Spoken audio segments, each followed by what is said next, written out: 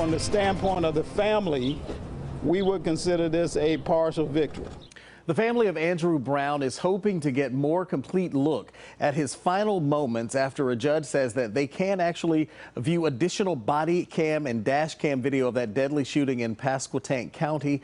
Deputies there, but the judge will not allow that video to be made public just yet. So this all comes as the district attorney there reveals new information about what may be on that video, and he offers a different description than we've heard so far. CBS 17's Maggie Newland joining us now with the very latest from Elizabeth City.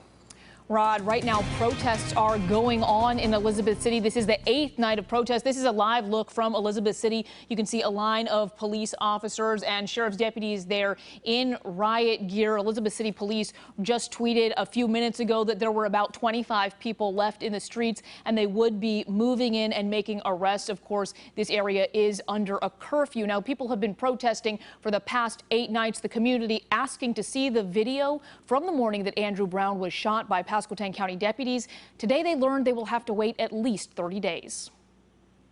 Confidentiality is necessary. A judge denied the request from numerous media outlets to immediately release the video of Pasquotank County Sheriff's deputies shooting Andrew Brown, saying making the video public could jeopardize the investigation and put the deputies in danger. The judge will allow Brown's family members to see additional redacted body and dash camera video. I would consider it somewhat of a partial victory for the family. So far, Brown's family members have only seen a 20-second clip from one body camera. Attorney Chantel Lassiter described what she saw after watching that clip. He had his hands firmly on the steering wheel. They run up to his vehicle shooting. He backs out, goes around them, and they're still shooting at him. In court, the district attorney gave a different description of the videos he's seen. The next movement of the car is forward. It is in the direction of law enforcement and makes contact with law enforcement. It is then and only then that you hear shots. I still stand by what I saw in that clip it.